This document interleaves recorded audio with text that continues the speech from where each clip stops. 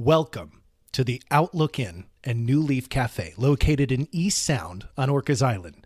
And this place is beautiful. You wake up to the sounds of water lapping the shore, from spacious guest rooms to luxurious waterfront suites. All accommodations are complete with modern necessities, luxurious amenities, and coastal flair. And of course, a team that embodies the epitome of island hospitality. Every single word of that copy is accurate. We stayed there for this entire Orca Islands Film Festival. And for the first half of our stay, we were in Water's Edge. And these rooms were literally right on the edge of the water. We would just be waking up with the sun and brewing this like complimentary Nespresso cup of coffee, and then going out onto the balcony and watching the seals literally in the water have breakfast. It was everything. And these rooms were so beautiful. We really didn't want to leave the room at all during our stay. When we were in that room, we're like, we just want to stay here all day. The second half of our stay, though, they put us in the studio suite, which had an unobstructed view of the bay. And it was across the road, kind of higher up on the mountain. So you got a wider view of the entire bay. And it was absolutely stunning. Every morning we had breakfast at the New Leaf Cafe. Every morning. We wouldn't want to go anywhere else in town for breakfast. And it was connected right to the lobby of the Outlook Inn. And those eggs Benedicts were delicious. Same with the coffee. I mean, it was such a beautiful stay. I really honestly could not recommend visiting the Orcas Island and staying at the Outlook Inn. And of course, eating at the New Leaf Cafe. Every single one of these conversations takes place in the meeting room next to the Water's Edge rooms over at the Outlook Inn. So we're incredibly grateful that we got to stay there. I mean, twist my arm. It was, it was tough, but we made it through. And all of these conversations are also in association, of course, with the Orcas Island Film Festival. So check out Outlook Inn and the New Leaf Cafe today. This is Clayton Howe's Entertainment X. For this episode, I chat with Emily Atef, and we cover a little bit of everything about her two films that were at the Orca Islands Film Festival. Someday We'll Tell Each Other Everything, and More Than Ever.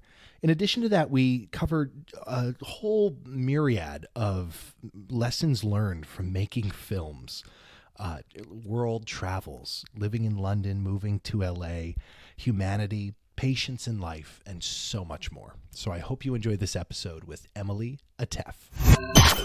We're back. I'm Clayton Howe, and today with me on the beautiful Orcas Island at the Orcas Island Film Festival, Emily Atef. Hello. Emily, thank you for joining us today.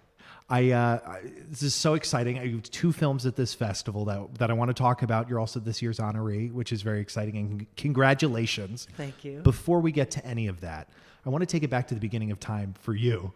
What were your entertainment dreams growing up? I was always into making up and telling stories. I mean, even as a child with my toys. So making up stories, trying to convey stories. So I actually thought as a young adult teenager that I wanted to tell stories through acting them out. So I went to drama school, and then realized, coming out of that and starting to work as an actor in the theater mostly, realizing that it wasn't fulfilling for me. I needed to be more active and tell the stories myself. And so I switched, and that was really the most amazing experience when I did this work with colleagues, using them, actors, and doing short films, writing them and directing them, and then feeling for the first time that feeling like a tree trunk for the first time in my life, like really feeling I found what's my way and how I'm going to tell these stories. Yeah. Where were you? What was that? It was in London, actually. So I have quite I've traveled quite a bit in my youth. My mother's French, my father's from Iran. They met in the 60s in West Berlin. And then my brother was born, I was born. So I was in Berlin till I was 7. Then we moved to Los Angeles because my father had friends there. And he's a builder, and they were saying, come, it's the American dream. Yeah. And at the age of 13, 14, my mother was distraught that we were becoming very American, and she was fiercely European. Fiercely French. So she sent us to France, where she had 6 siblings, and so I was there for a while. How long? Well, because I missed her, so she came. Okay. And then she stayed there. And when I got my high school diploma, she went back to my father. So they always were coming. They were a bit in America, a bit in France. And that's where I studied then acting in Paris. And never totally was happy in that city, funny enough, though it's very beautiful. And I got a job in London in the theater, and I loved London. And this is where I started to, because I guess I was frustrated by, as an actor, you always kind of have to wait on getting that job, on being taken, Yes. on being chosen. Yes. And during that time, I was frustrated because I had so much energy and I wanted to make art, but didn't really know how, as an actor alone, without somebody taking me. You know what I mean? So, Sure. and so, and then sometimes also acting in plays or in short films or in things like that. I was always thinking, I'd do it differently, or why is he saying that? And if I was, I would do it, so it was already a director mind in my head without me knowing. And then I started to write little stories. And then I used my colleagues to do them. Hey, do you want to come to we have like a country house in France. Let's go over there and let's make this film. I didn't know how to make a film at all. And to be honest, they were pretty crap. But it didn't matter because I was so happy doing them. Right. I was so happy doing them. And then I started to find friends in the business, and we started to write bigger stories and then feature films, and I really realized this is it.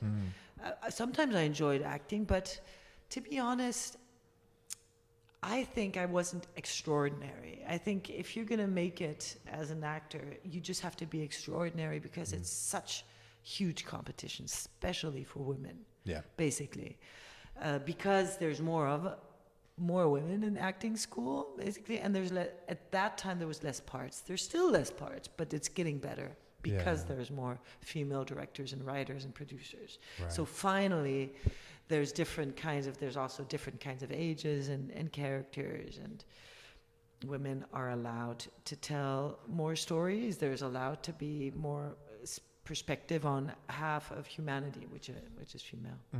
And so, now I lost the thread of my thought. What was the specific switch for you, that defining moment into directing, where you're like, I'm done acting entirely. This was or it sounds like it was more gradual though for you, creating these films. It was a little bit more gradual because I couldn't earn my living off of directing yet. Yeah. And with acting, I was also doing quite a lot of voice work, and I could still make my living. So it was gradual, but then I realized in London, I really in my body and head, I knew this is what I want to do. I want to direct, and this is quite an incredible story that I always forget about. I had an audition with Peter Greenaway. Now this is quite amazing British filmmaker, especially very, very big in the 80s and 90s, and it was a very weird film called 8.5 Women, and with loads of different kinds of women. And there was one woman that I was gonna, audition for, was some kind of an Italian woman who loved to be pregnant because it made her feel strong, but she didn't care much of the kids. So every time she gave birth, it's an absurd piece, yeah. Every time she gave birth, she just put them on to adoption, and she felt like nothing, and very fast tried to get pregnant again. I mean, really. And so I was thinking, and then, so a day before the audition, or 2 days before the audition, the assistant of Peter Greenaway and the casting director called me up saying, "Oh, Peter would like to see some kind of, film work of yours, before." And I was just thinking, there is nothing that I did that I'm proud of. It's just short films, weird little pieces, because I was doing more theater. I think I'm just going to have to do something.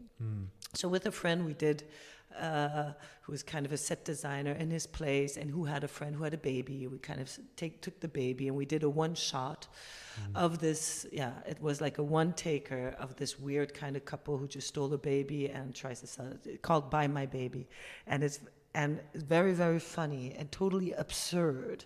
Trying to speak, I tried to put a lot of things into it, trying to fake an Italian accent. I tried to put a lot, a baby, fake Italian, and all this.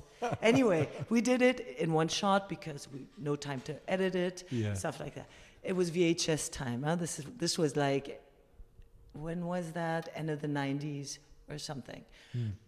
So I brought the VHS to the casting, and I did the casting, and I was thinking, I'm kind of embarrassed to give him this, but okay, maybe I should.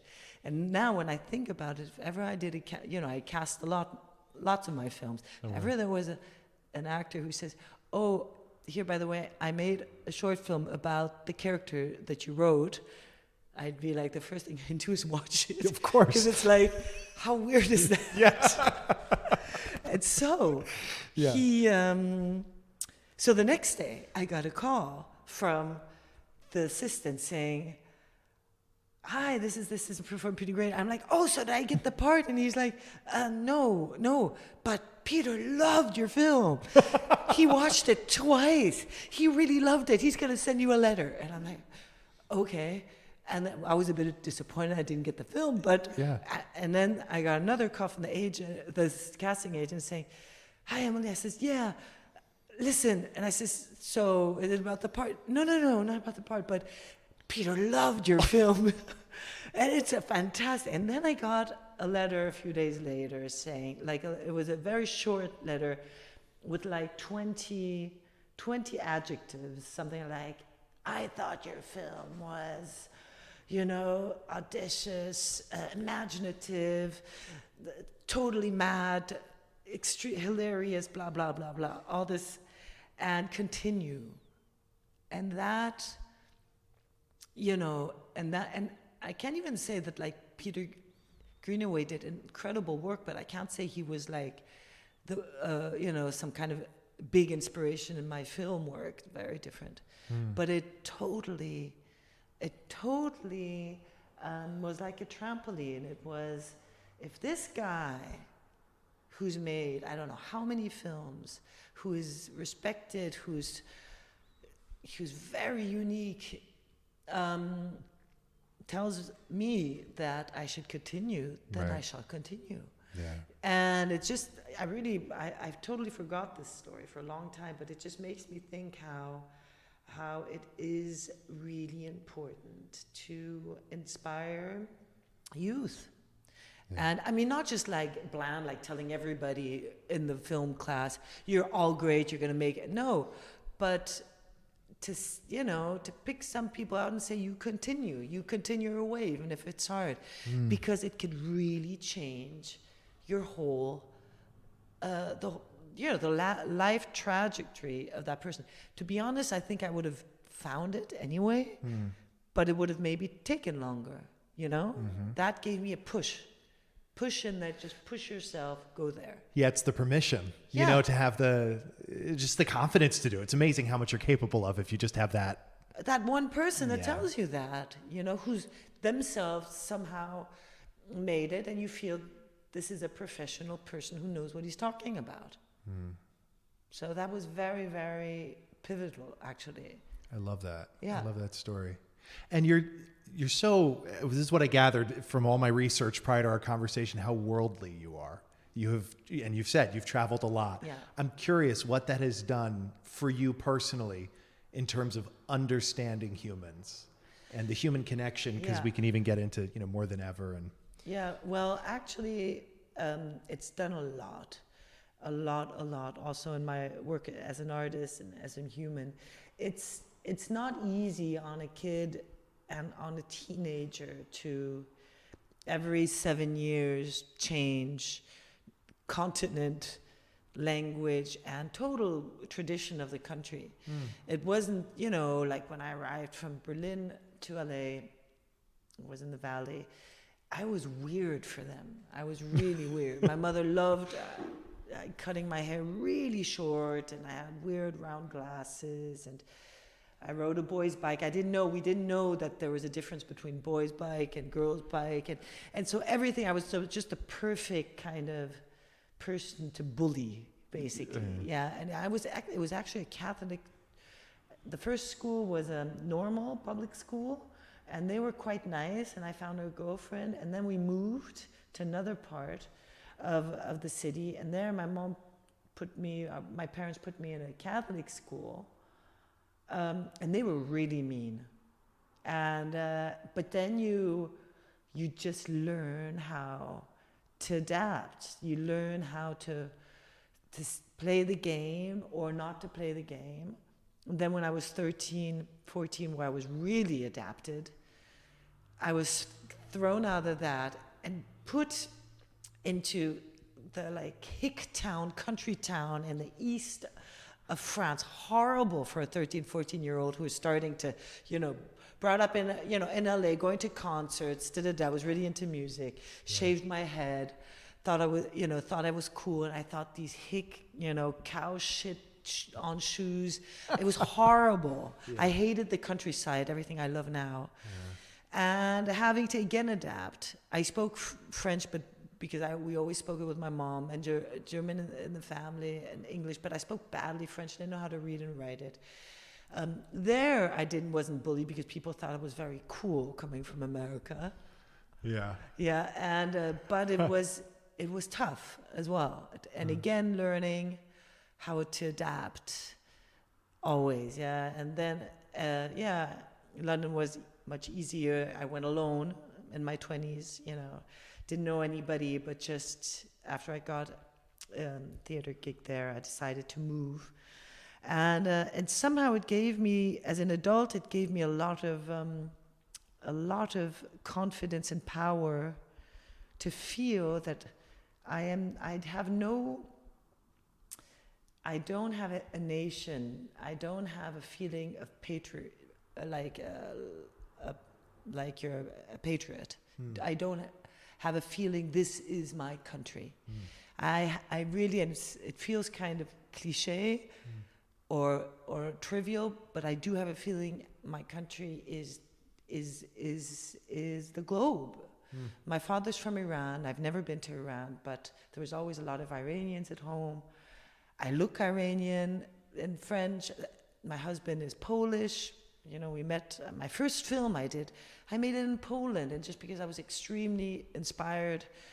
The guy who inspired me to also that was also in London, to be a filmmaker was Kieslowski. He's an amazing Polish. He died, unfortunately, very young. I mean, very young, like in his 40s. He did an amazing filmmaker from Poland, Krzysztof Kieslowski. He did, I guess, his most famous piece is 3 films, trilogy, Blue, White, and Red, or Red, White, and Blue. Blue with Juliette Binoche, and amazing films. And he did this film, 10 short films called the Decalogue, about the 10 commandments, and like 30 to 1 hour pieces of the commandments. And I watched them, and they totally inspired me. Somehow I felt, though I'd never been to Poland, I felt if I ever make a film, my first film will be in Poland. Very weird. And then I made it with one of my best friends, Mairead McKinley, that I was in the play that brought me to London. She's Irish. And I made it with her because the Poles and the Irish, for me, have something very similar. They're underdogs. Ireland has always been has always had Britain on them, and the Poles have always had the big brothers, Russia and Germany, on them, trying to eat them up, treating them badly, basically. And they're both very Catholic countries, extremely Catholic, big drinkers, big singers, big family people. And so it's a story about her trying to find the father of her unborn child, Molly's Way. And that was my first feature. And it was interesting because we didn't speak the language. Yeah? And that's where I met my husband, who was doing the set design at the time. I love that. Yeah. It all seems so random, but it's happening exactly as it should, you know? Everything does, in fact, happen for a reason, whatever you believe in, I think. It's very... Once you find that path, once you're in that flow, just kind of things line up. Yeah. And bringing it to here and us speaking now and you having two completely different films in the same festival. I did notice there seems to be a theme between the two, though, of love and passion. And I'm curious, is that just a coincidence? Or is that a personal interest of yours in particular? I mean, all my feature films, because are dramatic, they're dramas that can go always female existential films that go very deeply far, but they all end with hope.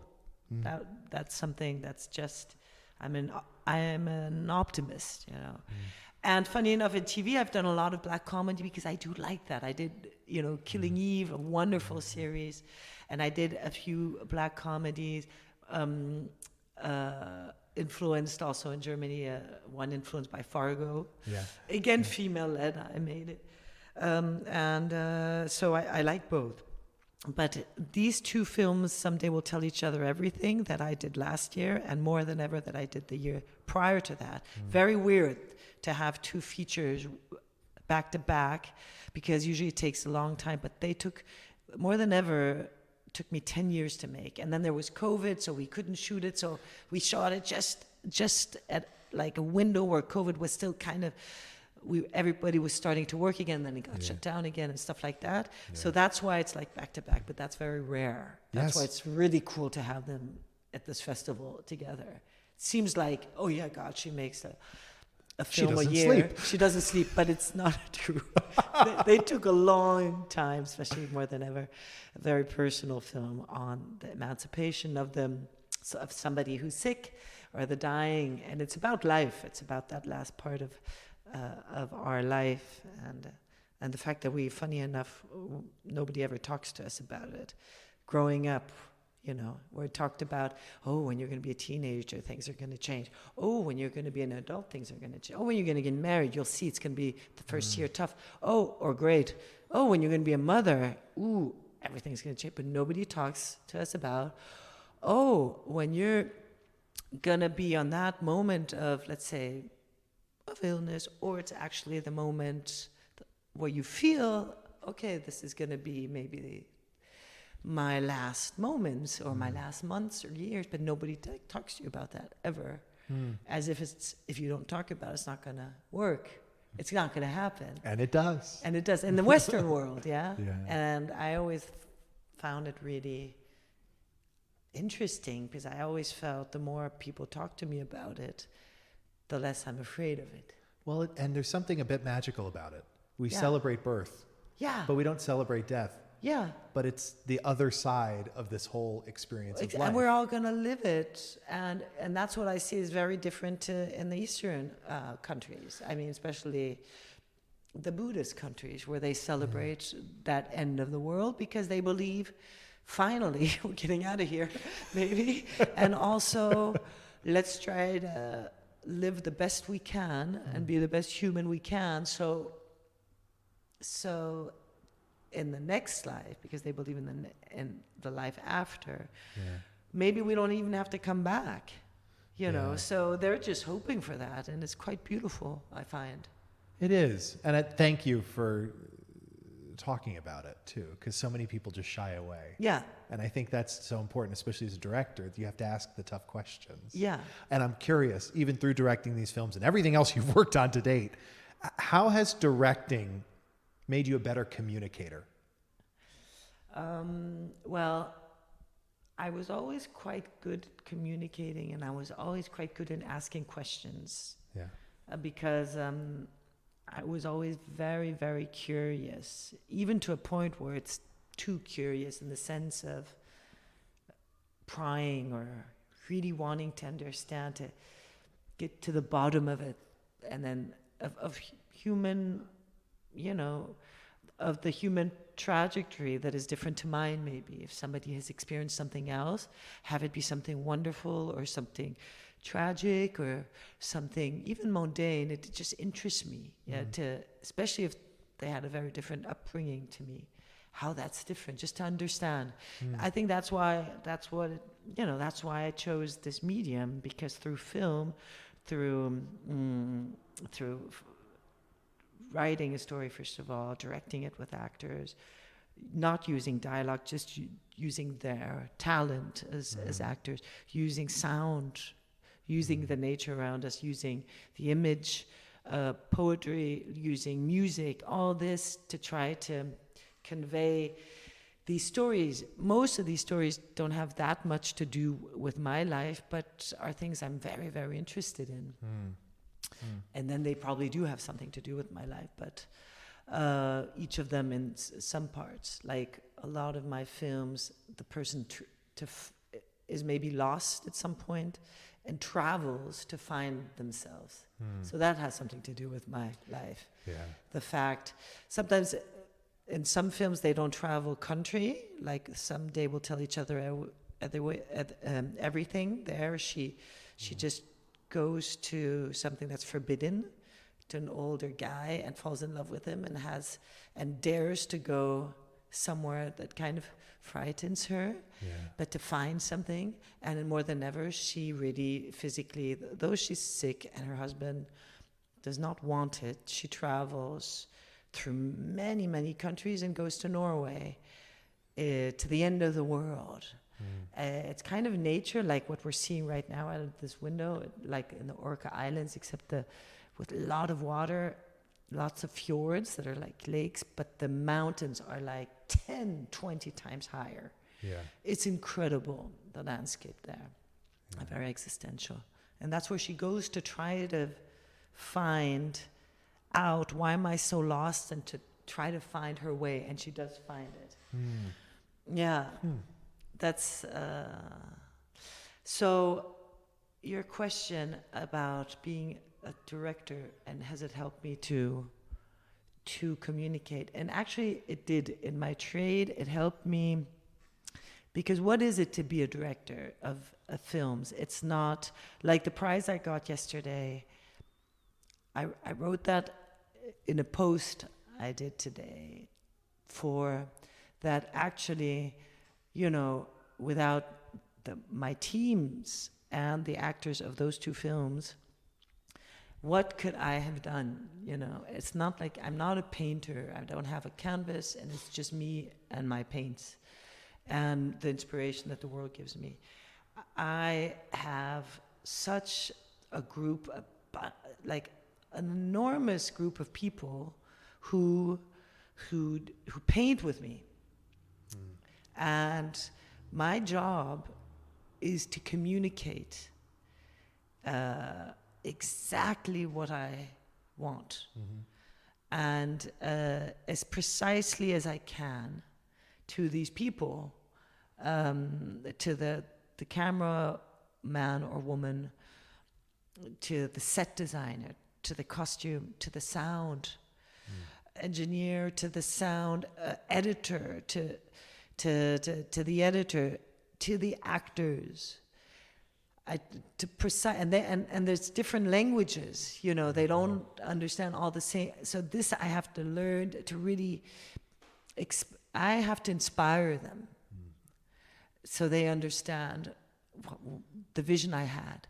And then I have to trust that they know their trade much better than I know their trade. I could never be a DP, a DOP, a camera woman. I could never be a costume woman. I could never be a set designer. No talent in like drawing, being an architect of that world. I could not be a sound engineer. I'm so crap at anything that's technical,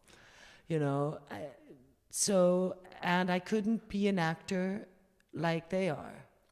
I was just not, I know it. I'm not as talented as the actors that I chose.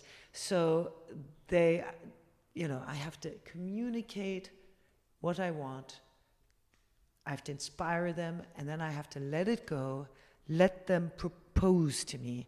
And of course, if I think it's like, oh no, I didn't communicate properly, this is not the way, then I have to guide them there. Yeah. And then, or they have to say, oh, Emily, but you know what? This is the way. And they have to convince me. And sometimes they do. And I'm like, oh my God, you're right. You're so right. So meaning it is still a total creative project making films. It really is. It is just not me alone singing a song. Right. And then I'm sure in also music, it's a lot of collaboration. But in this art form, it really, really is. Yeah. Is there a particular film that has taught you the most about yourself? About myself? God, there's so many. There is so many films that move me, so many filmmakers. But then I would say then because we talked about it, it would be the Decalogue from Kieslowski, because in those 10 films, and it's all of humanity basically, and it's not a religious piece at all, but it's so human what he does. I mean, the short film about killing, it was like the most successful one of the 10. They were in Cannes. I think it was the end of the 80s. It was the short film about killing and the short film about love. They were the most successful of the 10 films. And you follow this killer, and it's so human. This young killer, amazing actor, Miroslav Baka, who actually afterwards, when I did Molly's Way, I asked him to be in the film. Because in the short film about killing, he kills a cab driver. And in my film, he is a cab driver. And he saves, kind of when she's lost, Molly, he kind of saves her. You have to see both pieces. Full circle. Yeah. Well, I know you mentioned these films took, upwards of 10 years, and coming out at the same time. I'm so curious, how do you find the balance between letting things happen and making things happen? It's very tough. It's so tough because I just love working and I love directing. That's why I don't have to write all my stuff. I mean, my feature films till now, I have written them and mostly co-written them because I really love writing, collaborating. My TV stuff I've co-written some of them, but most of them have been, the scripts came to me because it just takes so long that and I just love directing so much, directing the actor and finding that I couldn't just write everything. It would just take too long. And the great thing with TV is that it's just you get a 1 thumbs up or 2 thumbs up, and then you could make the film. You get a green light. Yeah. And with film, you just need so many elements before you could say, I got the green light to shoot it. And you have to have so much patience. So what you have to do is and that's what I tell my students, you need to have a lot of projects, if you can, there, not just stick on one. And again, everybody has their way. Yeah. There could be, there could be another director telling them exactly the opposite. Yeah. I stuck to one and I never let that one. It took me and that was right. For me, I work on a lot of different things because, first of all, I want things to happen. So they need to, if something falls through and needs another writing, and then next year we'll try again, maybe something will happen. Yeah. And I do need to survive. Yeah. And secondly, like for more than ever, I could tell you, if you told me in 2010 when I got the idea, oh, you're going to shoot this in 2021, I'd be like, well, then I'm never even going to start. It's ridiculous. That's just too long. But actually, it made the film so much better. Because in between, I made like loads of films. And every time I went back to it with my co-writer, and then after a while on my own, and then during this process, I lost my mother, and it totally changed the shape, reshaped the script, and made it better. And as I said, I became a better filmmaker because also I'd made many films in between those 10 years and many mistakes. And so I learned from them. And I promise you it would have been a very, very different film if I'd made it 5 years prior to that, or it just took me 2 years to, to get the financing. So that's why it's good to also have a few projects. And you have to be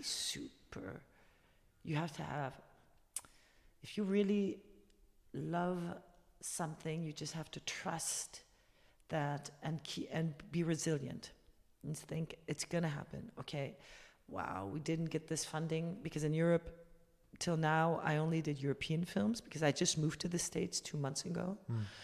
And so in Europe, it's all state or regional funding or European funding between France and Germany or something.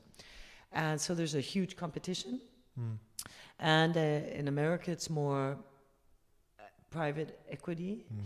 But still, I guess it's the same. So, here, private equity, there, they want it, and no, they don't like the script, so maybe you have to work on it again. So you just have to be resilient.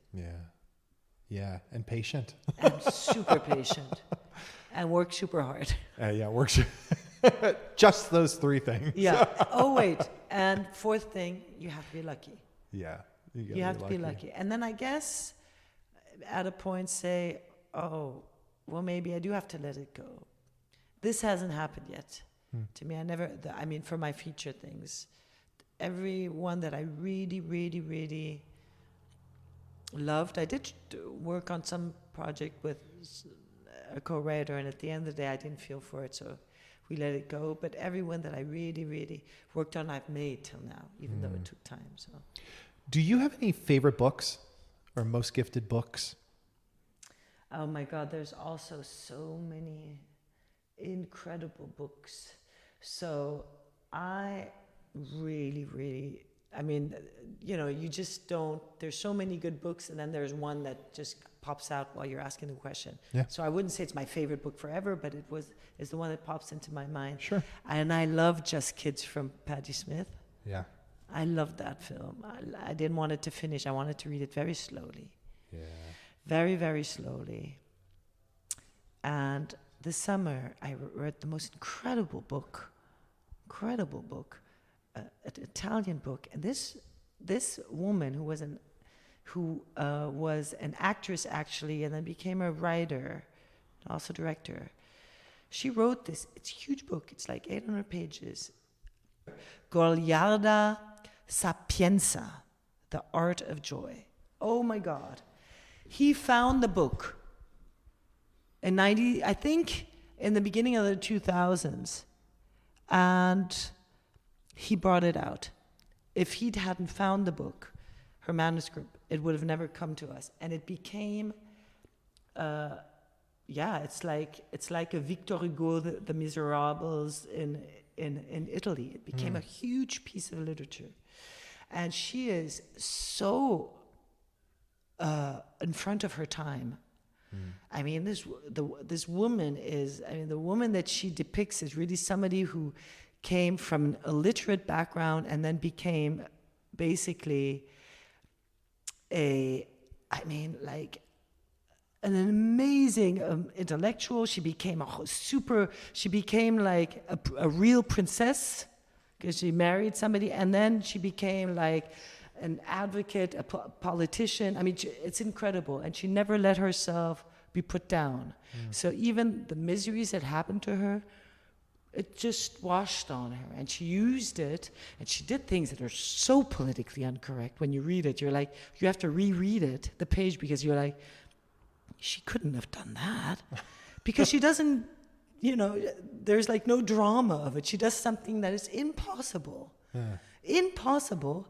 And she just does it. And then she continues in this story. You're like, did I just read that properly? Did she? I mean, I don't want to say. Okay. I don't want to spoil. I say, Yeah. Did she just, are you kidding me? She just does it.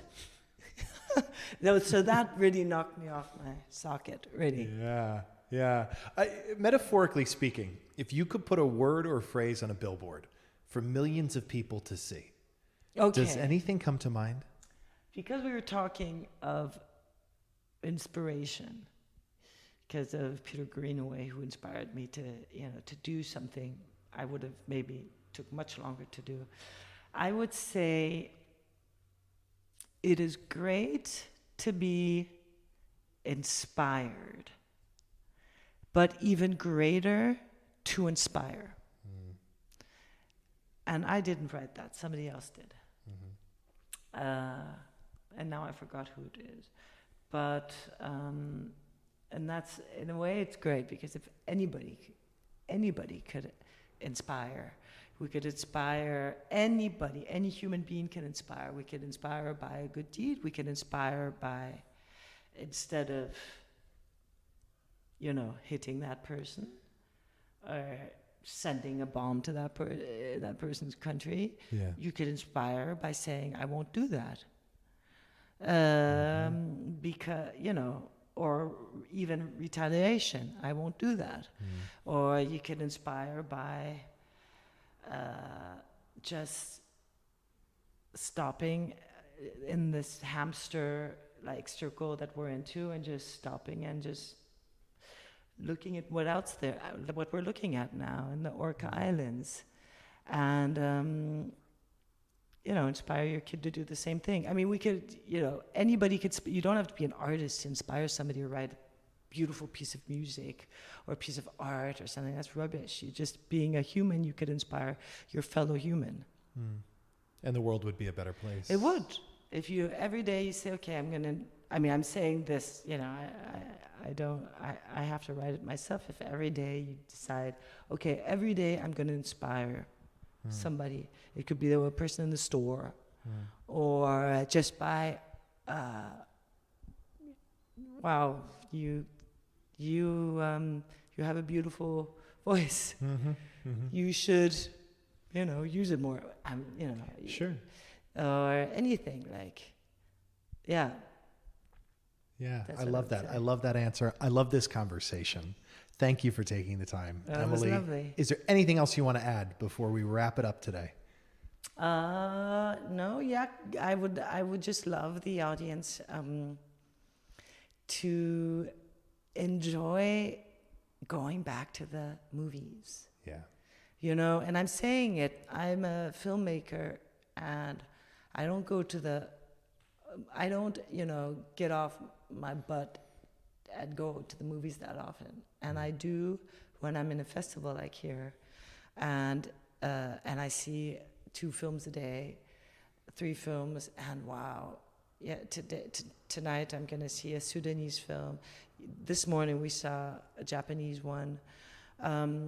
Yesterday we saw one made by a woman in the southern states of the United States.